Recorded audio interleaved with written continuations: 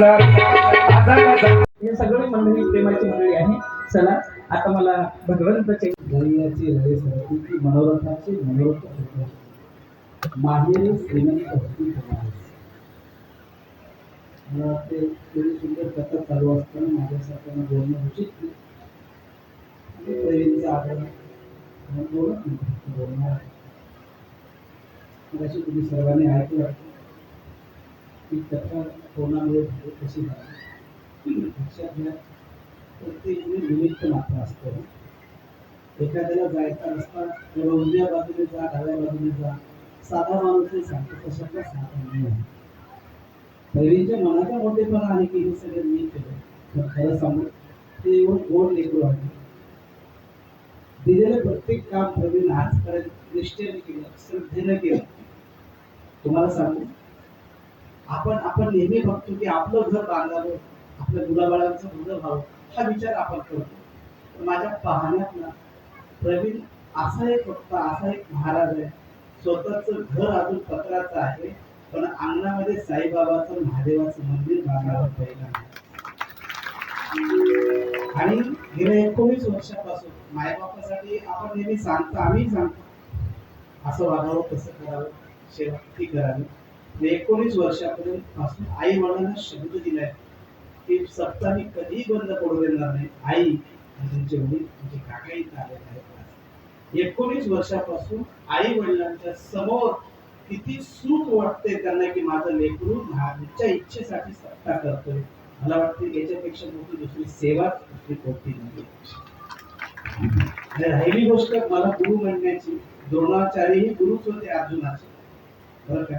पण द्रोणाचार्याचं नाव कोणी घेत नाही इतिहासात पण अर्जुनाचं नाव घेतल्याशिवाय कोणी राहत नाही. माझा तो अर्जुन आहे आणि तो कसलाही कोणत्याही परीक्षेला पास व्हावा तो अर्जुन आहे. त्याच्या मुखातून तुम्ही अशीच कथा श्रवण करावी. पुन्हा पुन्हा त्यांची कथा ऐकण्याचा आपल्याला भाग्य लाभणार आहे. तुम्ही सावकार तर बोलवणारच आहे तुम्हाला त्याच्यावर निश्चित राहा तुम्ही त्याच्यामुळे ते काही विषयच नाही. आणि तुम्हाला नांदेड परिसरात वारंवार यायचं आहे. तुम्हाला आम्ही सोडणार नाही. तुम्ही आमच्या तालुक्यात आलेले आहात. आपण अशीच कथा उद्या पण ऐकणार आहोत आणि उचित रात्री आपण कीर्तन तुम्हाला ऐकायचंच आहे. उद्या परत मी येणारच आहे. उद्या तुम्ही सर्वांनी अशीच उपस्थिती लावावी आणि आजपर्यंत जे कथेला आले नाहीत त्यांना एकदा घेऊन यावं. उद्या सुंदर असं गोड चरित्र आपल्याला ऐकायचं आहे. आपण माझं ऐकलं एवढं सर्व धन्यवाद देतो. रामकृष्ण. धन्यवाद. भगवंत नामाचा मोठा होत चाललाय. चला माझ्याकडे वेळ कमी आहे. 10 मिनिटांमध्ये आपण परत विषयाकडे बोलूया. भगवंत नामाची मोठी होत चालली. एकदाचा प्रसंग असा आहे. उद्या थोडंसं त्याला अनुसरून सांगेल मी पण आज थोडंसं घाईच सांगून देतो. एकदाचा प्रसंग असा आहे. मा रुक्मिणी काही सखियांसोबत असताना की फुलं तोडण्यासाठी बागेमध्ये त्यांनी प्रवेश केला. ह्या कथा 1-2 जागी वेगवेगळ्या सांगितल्या पण भागवतामध्ये ही कथा गोड असेल. मा रुक्मिणी काही फुलांचं असताना की फुलं तोडण्यासाठी प्रवेश केला बगीच्यामध्ये. बागेमध्ये गेल्यानंतर काही सखियांनी ऐका ना काही सखियांनी मा रुक्मिणीला सांगितलं बाई ग भगवंताचं वर्णन करून सांगितलं. ऐका फार महत्वाचं आहे. आणि देवाचं वर्णन कुणीतरी सांगितलंय आणि कानावर शब्द पडले. आई ऐका ना आणि तेवढ्यामध्ये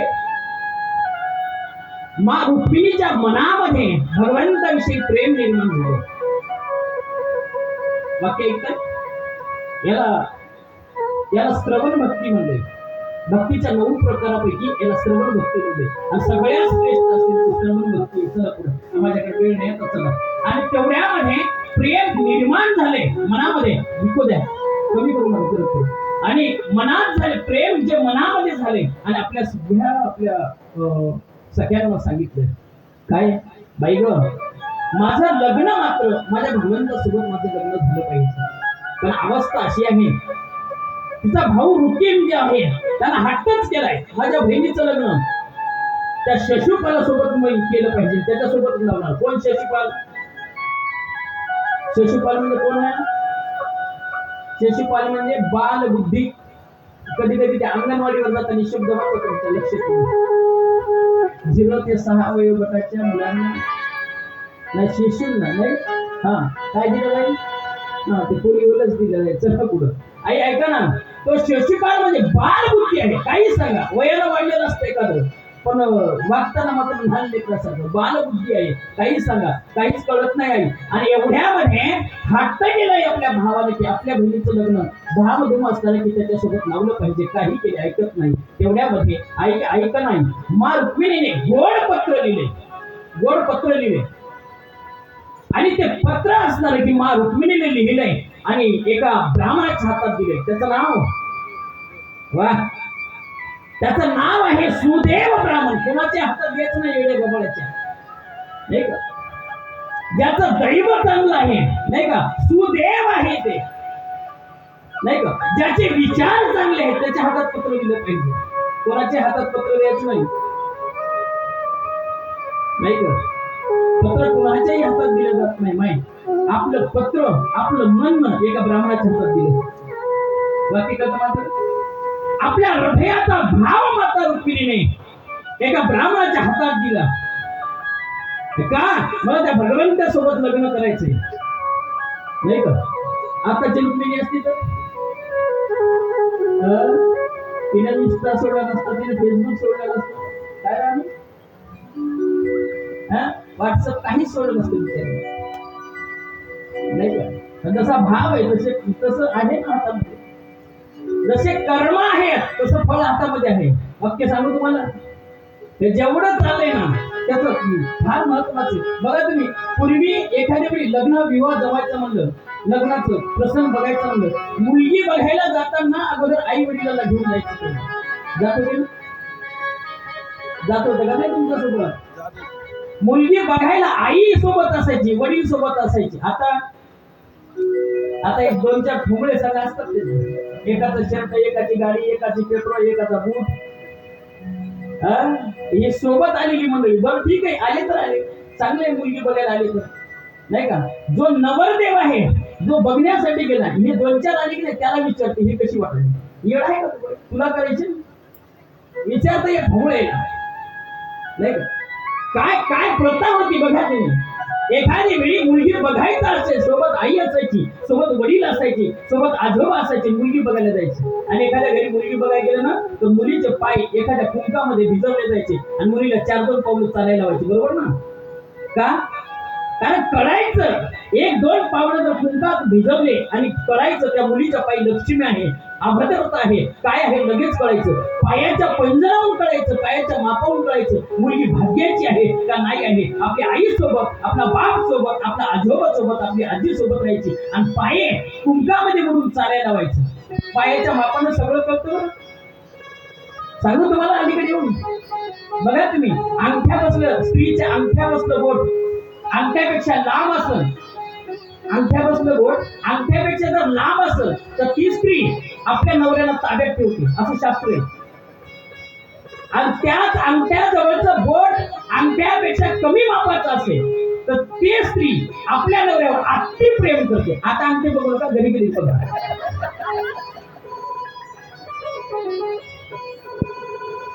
ऐका ना, हृदयापासून असताना की पत्र लिहिलंय. मा रुक्मिणीने पत्र आपल्या ब्राह्मणाच्या हातात दिलं. ऐका गडा, भाव फार गोड आहे. आणि त्या सुदेव ब्राह्मणाने भगवंताला पत्र आणून दिले. ऐका ना, भगवंतानी पत्र हातात घेतलं नाही, त्या ब्राह्मणाला सांगितलं तुम्हाला वाचायचं. भाव कळतो तुम्हाला? घाई नाही, अजिबात घाई नाही, नाही का. हातामध्ये पत्र स्वीकारलं सुद्धा नाही भगवंतानी. काय भाव असेल बघा. या हृदयापासून ते पत्र लिहिलेलं माता रुक्मिणीनं त्या ब्राह्मणाच्या हातात दिलं आणि भगवंताने विचारलं काय आहे, तुमच्यासाठी हा निरोप आहे, तुम्ही वाचायचे. वाक्य कळते तुम्हाला? पत्र ब्राह्मणाने वाचलं पाहिजे बघा. काय भाग्य असेल, काय नाव आहे त्यांचं, सुदेव ब्राह्मण. आणि त्यांनी आपलं जर लग्नाचं पत्र वाचलं असेल तर मग काय भाग्याचं असेल सांगता येत नाही. चला गडा, आपल्याकडे वेळ नाही माय. आणि एवढ्यामध्ये असतं की दोघांचं ठरलं गडा. भगवंतानी असणार की सांगितलं बाय, पत्रामध्ये उल्लेख करून सांगितलं. सुदैव ब्राह्मणाला तो निरोप पाठवला. उद्या देवीचे असणार की दर्शनासाठी तुम्ही आलात ना, त्यावेळेस असणार की तुमचं हरण होणार आहे. ही बातमी असणार की माता रुक्मिणीच्या कानावर पडली. आनंद झाला गडा. सांगू तुम्हाला ही बातमी कानावर पडली. माता रुक्मिणीचा आनंद गगनात मावेनासी आहे. भगवंत मला उद्या येणार आहे आणि भगवंत मला घेऊन जाणार आहे. आईच्या दर्शनासाठी बाहेर पडलेली रुक्मिणी आणि भगवंताचा रथ असताना की भगवंताचा रथ दारावर आलाय. आईचं दर्शन घेतलंय. 3 प्रदक्षिणा असताना की मंदिराला मारल्या आणि तेवढ्यामध्ये 3 प्रदक्षिणा झाल्याबरोबर भगवंताचा रथ विराजमान झाला आणि भगवंताला बघितलं. रुक्मिणी मातेला हर्ष झाला, आनंद झाला. रथावर भगवंतांनी माता रुक्मिणीला घेतलंय आणि भगवंत माता रुक्मिणीला घेऊन निघून गेले. कथा फार विशाल आहे पण मला वेळा अभावी इथं थांबायचे. आई ऐका, माता रुक्मिणीला घेऊन गेल्यानंतर गोड असा मा रुक्मिणीचा भगवंताचा विवाह पार पडतोय. थोड्याच वेळामध्ये भगवंताचं आगमन होत आहे. सगळ्यांनी टाळ्या वाजवून त्यांचं स्वागत करायचंय. चला.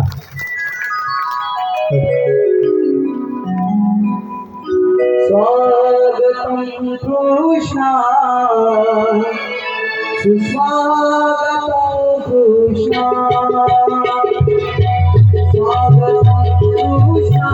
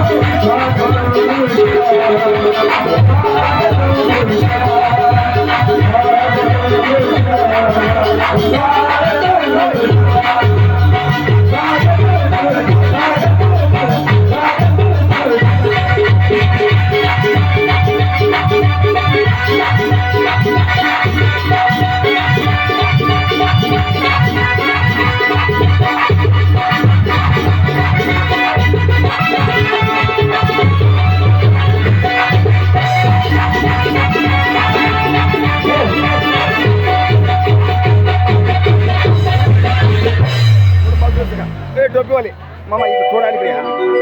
थोडा अलीकडे या तुम्ही.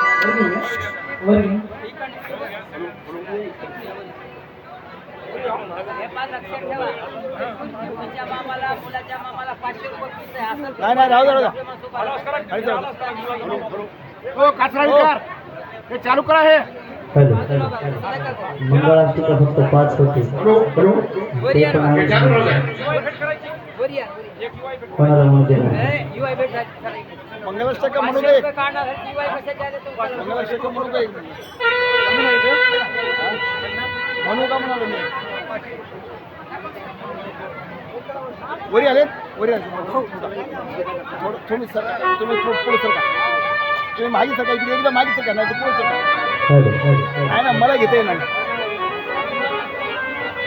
हां हां हां हे तुम्ही थोडं पुढे सरका नाही तर मागे नाही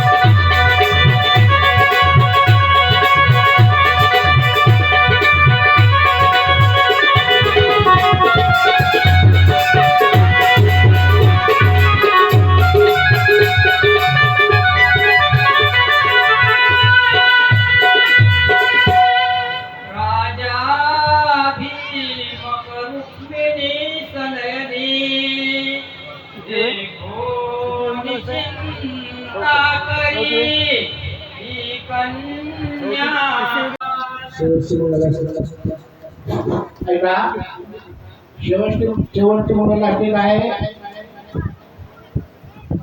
वधू पित्याकडून आपल्याला भोजन केल्याशिवाय कोणाला जायचं नाही. बाबा श्री राम महाराज मांजरेकर संस्थापक अध्यक्ष आपले वारकरी परिवार संस्था महाराष्ट्र यांचं 7 ते 9 कीर्तन झाल्याच्या नंतर सर्वांना भोजनाचं आमंत्रण आहे. तरी सर्वांनी अशीच उपस्थिती राम महाराजांच्या कीर्तनाला ठेवली पाहिजे ही नम्रतेची विनंती आहे. आणि शेवटची मंगल अर्चना सुरू करा.